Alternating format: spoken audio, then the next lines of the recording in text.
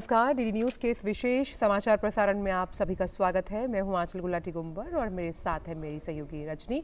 तो आइए रुक कर लेते हैं सबसे पहले सुर्खियों का। प्रधानमंत्री नरेंद्र मोदी आज डेनमार्क में दूसरे भारत नॉर्डिक शिखर सम्मेलन में लेंगे हिस्सा। डेनमार्क, आइसलैंड, फिनलैंड, स्वीडन और नॉर्वे के प्रधानमंत्रियों के साथ होगी संबंधों में प्रगति की समीक्षा। पीएम मोदी नॉर्डिक देशों के नेताओं से करेंगे द्विपक्षीय मुलाकात।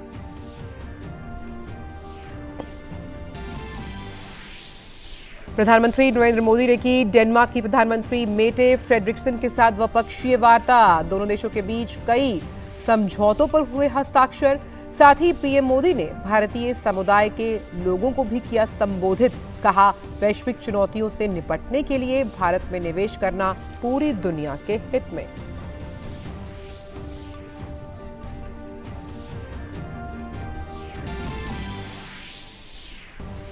अपनी यात्रा के अंतिम चरण में प्रधानमंत्री नरेंद्र मोदी आज पेरिस में फ्रांस के राष्ट्रपति इमैनुअल मैक्रों से करेंगे मुलाकात।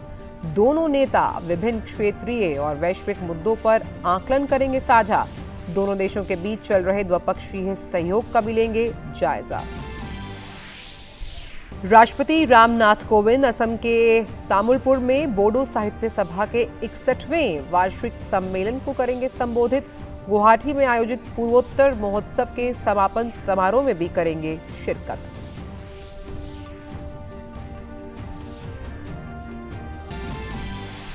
आज खुलेगा देश का सबसे बड़ा आईपीओ। भारतीय जीवन बीमा निगम आईपीओ का प्राइस बैंड 902 से 949 रुपए निर्धारित। 9 मई तक बोली के लिए खुला रहेगा आईपीओ।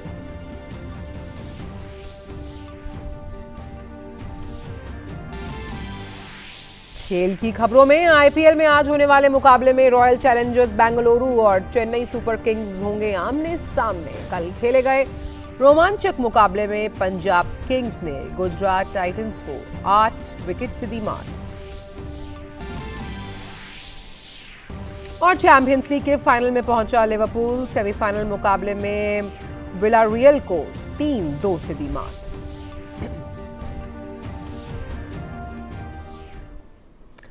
और आइए अब जान लेते हैं इन सभी खबरों को विस्तार के साथ। और सबसे पहले बात प्रधानमंत्री नरेंद्र मोदी के डेनमार्क दौरे को लेकर।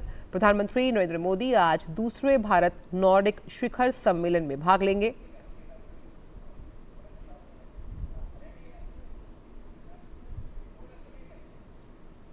और बैठक में आर्कटिक क्षेत्र में भारत नॉर्डिक सहयोग के अलावा महामारी के बाद की दुनिया में आर्थिक बहाली, जलवायु परिवर्तन, नवाचार, टेक्नोलॉजी, अक्षय ऊर्जा और उभरते वैश्विक सुरक्षा परिदृश्य पर भी चर्चा की जाएगी।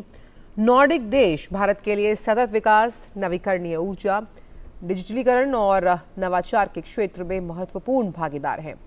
पीएम मोदी की यात्रा नॉर्डिक क्षेत्र के साथ भारत के बहुआयामी सहयोग को आगे बढ़ाने में मदद करेगी। भारत नॉर्डिक शिखर सम्मेलन के दौरान प्रधानमंत्री मोदी अन्य नॉर्डिक नेताओं के साथ भी बैठक करेंगे। इनमें डेनमार्क की प्रधानमंत्री मेटे फ्रेडरिक्सन, आइसलैंड के प्रधानमंत्री कैटरीन जैकब्स डॉटर, नॉर्वे के प्रधानमंत्री जोनास गेहर स्टोर, स्वीडन की प्रधानमंत्री मैग्डेलेना एंडरसन और फिनलैंड की प्रधानमंत्री सना मारिन शामिल हैं।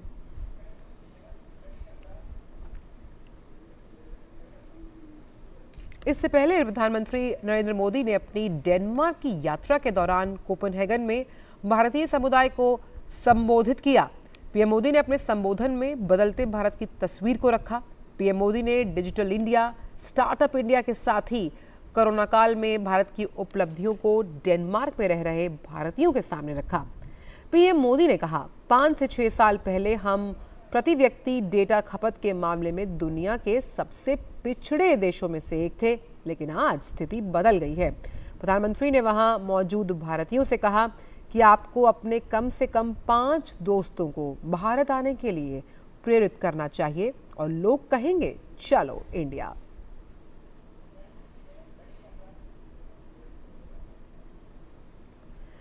प्रधानमंत्री नरेंद्र मोदी की डेनमार्क यात्रा के दौरान दोनों देशों के बीच आपसी समझौतों के साथ व्यापार और निवेश को बल मिला।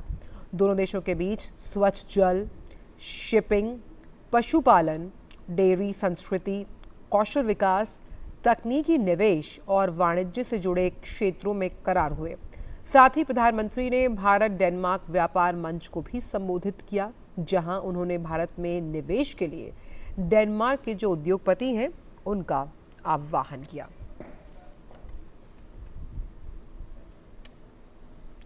प्रधानमंत्री नरेंद्र मोदी ने कोपेनहेगन में डेनमार्क की महारानी मार्गरेट द्वितीय से मुलाकात की। इस दौरान डेनमार्क के क्राउन प्रिंस और डेनमार्क की प्रधानमंत्री भी मौजूद रहीं।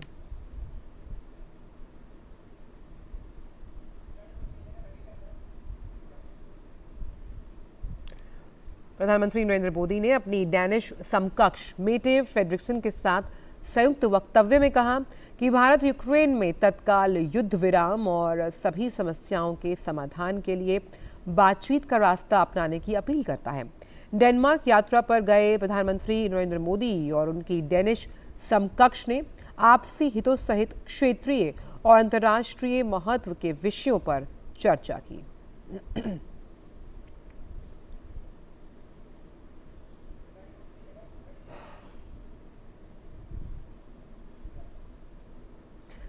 और अपनी यात्रा के अंतिम चरण में प्रधानमंत्री नरेंद्र मोदी कुछ समय के लिए फ्रांस की राजधानी पेरिस में रुकेंगे और राष्ट्रपति इमैनुअल मैक्रों से मुलाकात करेंगे। फ्रांस में राष्ट्रपति चुनाव के बाद पीएम मोदी की वहां की यात्रा से दोनों देशों के बीच उच्च स्तरीय बातचीत को आगे बढ़ाने का अवसर मिलेगा। असम दौरे पर राष्ट्रपति रामनाथ कोविंद आज तैमूलपुर जिले में बोडो साहित्य सभा के समापन सत्र में शामिल होंगे। 3 दिवसीय बोडो साहित्य सभा के 61वें सत्र की आज से शुरुआत हो रही है। राष्ट्रपति के अलावा पूर्वोत्तर राज्यों के कई मुख्यमंत्री भी इस सत्र में शिरकत करेंगे। साहित्य सभा के अध्यक्ष तोरेन बोरो ने कहा कि ये अवसर ऐतिहासिक होगा, क्योंकि किसी भी राष्ट्रपति ने अब तक पूर्वोत्तर में साहित्यिक आयोजन में हिस्सा नहीं लिया। कार्यक्रम में विश्व भर के अलग अलग हिस्सों से 4000 से अधिक लोग भाग लेंगे।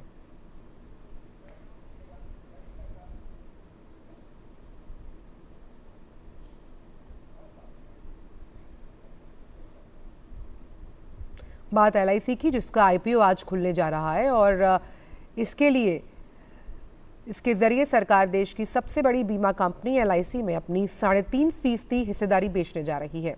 इसे लेकर निवेशकों और पॉलिसी होल्डर्स में गजब का उत्साह देखा जा रहा है। इसका प्राइस बैंड 902 से 949 रुपये रखा गया है, लेकिन पॉलिसी होल्डर्स को प्रति शेयर 60 रुपये और कर्मचारियों को 45 रुपये की छूट दी जा रही है।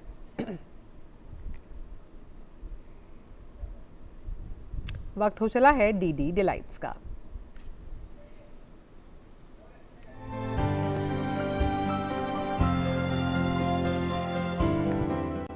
नमस्कार, आप देख रहे हैं DD प्रीमियर्स और आपके साथ मैं हूं शहला निगार। अपने इस खास प्रोग्राम में हम बात करते हैं दूरदर्शन के विभिन्न नेटवर्क्स पर प्रसारित किए जाने वाले शानदार धारावाहिकों की। तो शुरुआत करेंगे दूरदर्शन की खास प्रस्तुति धारावाहिक पोरस के साथ। और आपको बता दें कि इस धारावाहिक में आज आपको देखने को मिलेगा कि दुनिया फतेह करने के इरादे के साथ सिकंदर अपने रास्तों पर निकल पड़ा है। उधर महारानी अनुसुईया ने फारसी राजा पर आरोप लगाया है खुद को कैद करने का। तुम्हारी मंजिल के रास्ते में आने वाले किसी भी शख्सियत को चलते वक्त तुम्हारे हाथ नहीं कांपने चाहिए। दुनिया वालों, आ रहा है तुम्हारा नया खुदा, दुनिया का बादशाह अलेक्जेंडर। मैं दस्यु लोक में पैदा हुआ हूँ, वहीं पला बड़ा हूँ, और आज अचानक मुझे ये ज्ञात होता है कि मैं एक राजकुमार हूं। तो क्या इससे मेरी पहचान बदल जाएगी? औरों के सम्मान में सर झुकाने में हम भारतीयों को कोई कष्ट नहीं होता, पर स्वयं के आत्मसम्मान को हम झुकने भी नहीं देते। बस महारानी, शाहदरा से क्षमा मांगी है। तो अब क्या होगा आगे जानने के लिए देखिए धारावाहिक पोरस सोमवार से शुक्रवार रात 8:30 बजे DD नेशनल पर। दूरदर्शन की खास प्रस्तुति धारावाहिक बालकृष्ण में आज आपको देखने को मिलेगा कि कृष्ण ने अपने मित्र सुदामा को निर्दोष साबित किया है। इधर गोकुल में एक भयानक राक्षस प्रवेश कर चुका है और उसने मां यशोदा को अपना निशाना बनाया है। सुदामा, क्या यह सत्य है? नहीं काका, मैं सत्य कह रहा हूँ, मैंने कोई चोरी नहीं की। इसमें 70 स्वर्ण मुद्राएं थी। फिर इसके घर की जांच भी कर ली है, वहाँ भी कुछ प्राप्त नहीं हुआ। इसका अर्थ स्पष्ट है कि ये वो पोटली है ही नहीं धनु काका। यशोदा,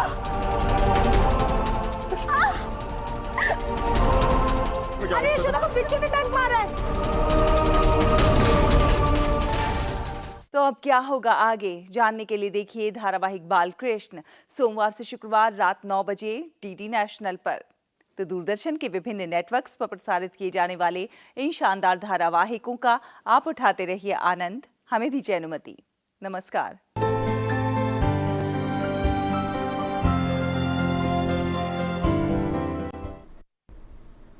और आइए रुक करते हैं खेल की खबरों का और बात करते हैं आईपीएल की, जिसके 49वें मैच में आज का मुकाबला रॉयल चैलेंजर्स बेंगलुरु और चेन्नई सुपर किंग्स के बीच खेला जाएगा।